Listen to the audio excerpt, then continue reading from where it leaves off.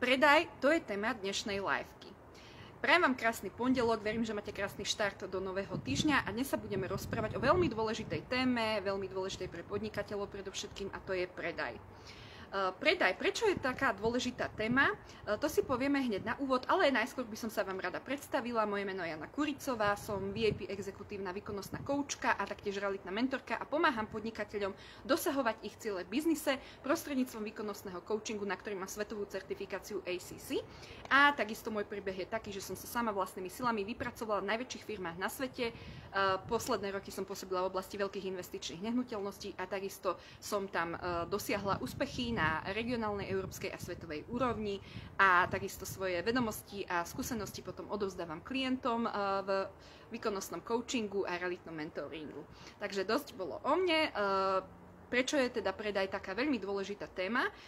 Predajom sa získava aj vlastne kapitál do firmy a firmy môžu prosperovať a rásť. Preto by podnikatelia mali veľký dôraz klásť tomu, aby si zlepšili svoje schopnosti v predaji a veľa na to investovať taktiež energie, času, ale aj financií. Je to veľmi dôležité. Ľudia na to väčšinou nekladú až taký dôraz, alebo im to aj vyslovene nepríjemné, dajme tomu, a robia radšej všetko iné než toto. Ale práve ten predaj je veľmi dôležitý, to je ten hnací motor, ktorý poháňa tú firmu a spolu s marketingom sú veľmi dôležité. No, ja by som vám teda povedala na začiatku, že nie je predaj ako predaj. Samozrejme aj produkty a služby, alebo celkovo ten predaj sa delí podľa rôznych kategórií.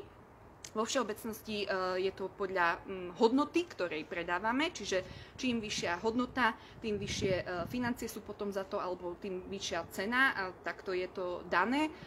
Čím menšia hodnota, tým je to potom menej. Delia sa podľa rôznych kategórií a sú to také 4 základné kategórie. Je to od 1 € až po 1000 €, to sú vlastne produkty a služby za nízke ceny, tzv. Low tickety, potom od 1000 do 10 000 €, to je stredne vysoká cena, a od potom 10 000 € až po 100 000 to už to je high tickety, čiže prémiové služby a produkty, až nad 100 000 to sú ultra high tickety, to sú vlastne už veľmi vysoká cena, čo môžu byť napríklad nehnuteľnosti, ako ja pochádzam z tejto oblasti, alebo sú to vlastne predaj napríklad určitých strojárenských zariadení, to môže byť softverov, ale aj vzdelávacie servisy a tak ďalej. Čiže podľa tohto je dobre vedieť potom, a do akej kategórie to spadá, pretože ten predaj sa samozrejme líši. Iný je predaj za tie low tickety, čiže za tie nízke ceny, a iný predaj je za tie prémiové služby, čiže high tickety alebo ultra high tickety. Toto je veľmi dôležité najskôr toto poznať, za aké teda služby, produkty, za aké ceny predávame. Takže toto je veľmi dôležité. Samozrejme, nebudeme mať tu dnes veľmi veľa času na to, ale chcela by som vypichnúť aspoň také najdôležitejšie záležitosti ohľadom tohto predaja. Povedala by som, že čím vyššia cena je, alebo teda čím vyšší je už tá služba taká prémiovejšia, tak tým veľký dôraz, čím vyššia služba, tým sa musí už klásť na dôveru, ten dôraz v predaji, a čo ľudia častokrát nekladú, pretože my neobchodujeme s firmami, ale s ľuďmi. A s ľuďmi je veľmi potrebné nadviazať najskôr dôveru, čiže vzťah. Čiže takto ľudia sú prepájaní na základe vzťahov. Toto je veľmi dôležité si uvedomiť, čiže veľmi dôležité je, ešte dokonca dôležitejšie než to, čo predávame, komu to predávame, ako a kde.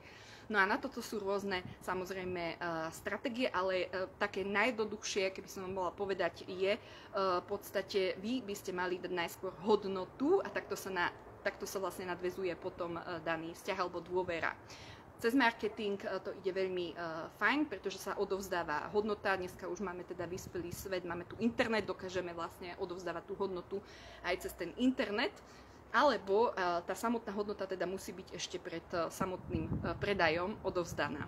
Alebo potom taktiež úprimný záujem o klienta. Je to už také klíše, možno veľa ľudí to vie, ale nedodržiava to, pretože veľa obchodníkov to robí napríklad aj tak, že iba vlastne napíše bez toho, aby sa teda zaujímali o klienta, a hneď predávajú, dajme tomu, a bez toho, aby dali nejakú hodnotu.